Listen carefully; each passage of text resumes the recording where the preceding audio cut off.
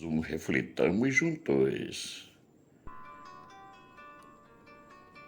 Esse momento é dedicado às reflexões que faço após meditar as leituras da liturgia diária que faço diariamente. Peço àqueles que gostarem desse momento de reflexão que dê o seu joinha e que também compartilhe para que possamos chegar a mais pessoas. Peço também para que se inscrevam no canal, porque assim nos ajuda a continuarmos publicando essas reflexões. Obrigado. A reflexão de hoje tem como título Mas o que é o inferno? O que sabemos sobre o inferno? Eis os conceitos que temos do que é o inferno. É um lugar onde os pecadores são punidos. É um lugar de imenso sofrimento. É um lugar de fogo, inclusive é chamado de lago de fogo.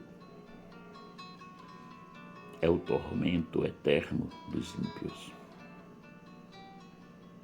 Não é o lugar, é um estado de alma por estarmos longe de Deus. O Papa Francisco, em uma homilia no dia 25 de novembro de 2016, nos disse: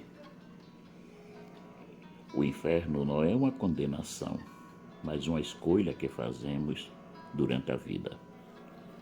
Não é Deus que nos condena ao inferno, mas somos nós que, no uso da nossa liberdade, escolhemos vivê-lo, porque preferimos as luxúrias, o egoísmo, a vaidade, as ostentações, o ter avarento, a ira, a cólera, a raiva, o rancor, a viver o amor de Deus e aos irmãos. Como vemos, não é fácil ir para o inferno, porque Deus todos os dias nos convida a amar os irmãos. Nos dá a graça do Espírito Santo para nos ajudar nos nossos discernimentos. Agora, se nós não queremos escutá-lo, devemos arcar com as consequências. Assim nos mostra a liturgia de hoje. Ela nos apresenta Jesus falando com os fariseus e lhe contando uma história. A história é essa.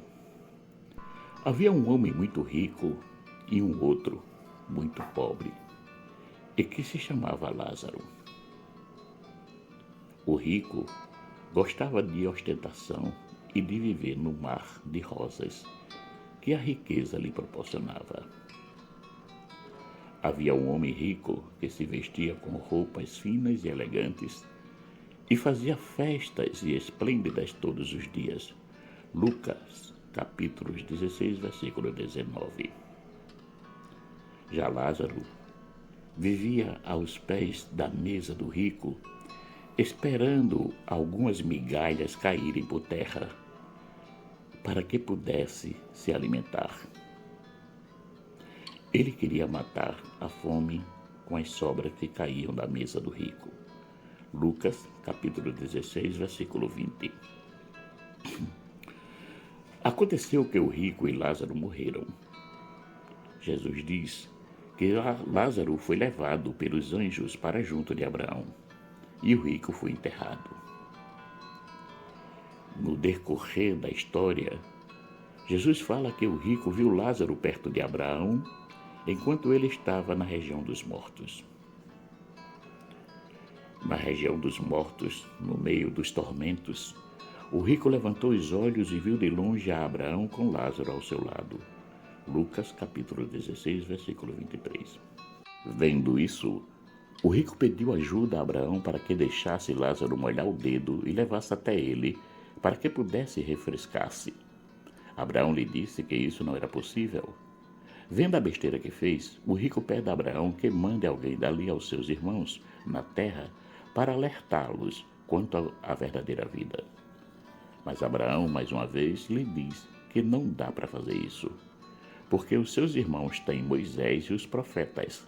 Basta que o escutem e assim caminharão na verdadeira estrada da vida. O rico não foi mandado para aquele lugar de tormento por Deus, mas pelas suas próprias ações que não o habilitaram a merecer a vida em Deus. É importante ver que o inferno, na vida do rico, não é um lugar físico, apesar do Evangelho dizer região dos mortos.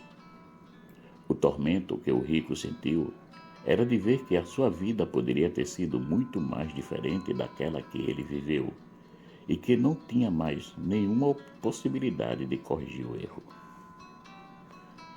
Por isso que ele pede a Abraão para que mande alguém para alertar os seus irmãos quanto ao uso dos bens. A resposta de Abraão deixa bem claro para o rico e para nós que não se precisa vir alguém da morada eterna nos dizer como devemos viver para alcançar o reino dos céus. Naquela época existia Moisés e os profetas.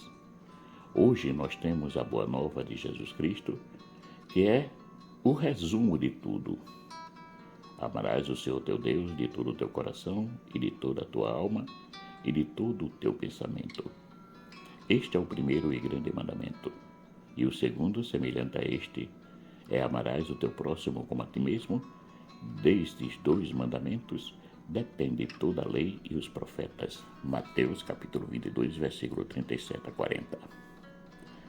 Caríssimos e caríssimas, se não quisermos caminhar pela estrada da iniquidade, devemos viver o amor que Jesus mesmo nos ensinou, que é um amor que se doa, que se anula, que não se ostenta em si mesmo, que não é avarento, pois está pronto a partilhar com o irmão aquilo que possui, que não é vaidoso, pois as suas ações não são para se enaltecer, mas para servir. Depois de que lhes lavou os pés e tomou as suas vestes, e se assentou outra vez à mesa, disse-lhes: Entendeis o que vos tenho feito? Vós me chamais mestre e senhor, e dizeis bem, porque eu sou. Ora, se eu, senhor e mestre, vos lavei os pés, vós deveis também lavar os pés uns dos outros. João, capítulo 13, versículo de 12 a 14. Jesus, durante toda a sua vida terrena, nos chamou à vivência do amor e nos disse que nos bastava isso para alcançarmos a morada eterna. Porque tive fome e deste-me de comer. Tive sede e deste-me de beber. Era estrangeiro e hospedaste-me. Estava nu e vestiste-me. Adoeci e visitaste-me. Estive na prisão e foste-me ver. Então os justos lhes responderão dizendo: Senhor, quando te vimos com fome e te demos de comer? Ou com sede e te demos de beber? E quando te vimos estrangeiro e te hospedamos? Ou nu e te vestimos? E quando te vimos enfermo ou na prisão e fomos ver-te? E respondendo o rei lhes dirá: Em verdade vos digo que quando fizestes a um destes meus pequeninos irmãos, a mim o fizeste. Mateus capítulo 25, versículo 35 a 40. Pois é, esse será o nosso exame final. Jesus não nos vai perguntar: quantas missas ou cultos participamos durante a vida? Apesar da sua importância na nossa caminhada de fé, não vai querer saber se éramos assíduos às tarefas da igreja, como as pastorais, os ministérios, os grupos de orações, os movimentos e comunidades eclesiais. Se rezávamos ou orávamos muito, mesmo sabendo que tudo isso são importantes e que nos ajuda a sairmos de si mesmo para servir. Nada desse esforço tem valor se não fizermos tudo por amor. Ainda que eu falasse as línguas dos homens e dos anjos e não tivesse amor, Seria como um metal que soa ou como um sino que tine. E ainda que tivesse o dom de profecia e conhecesse todos os mistérios e toda a ciência, e ainda que tivesse toda a fé, de maneira tal que transportasse os montes, e não tivesse o amor, nada seria. E ainda que distribuísse toda a minha fortuna para o sustento dos pobres, e ainda que entregasse meu corpo para ser queimado, e não tivesse o amor, nada disso me aproveitaria. 1 Coríntios, capítulo 13, versículo de 1 a 3.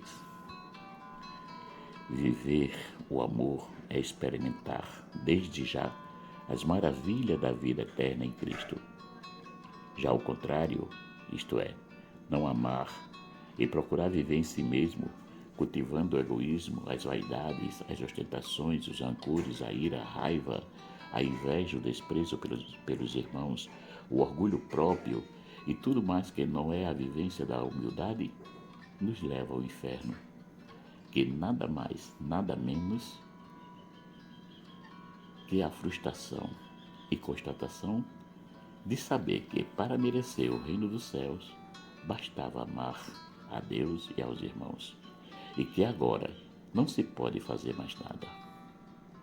Filho, lembra-te de que recebeste os teus bens em tua vida, e Lázaro somente males. E agora este é consolado e tu atormentado.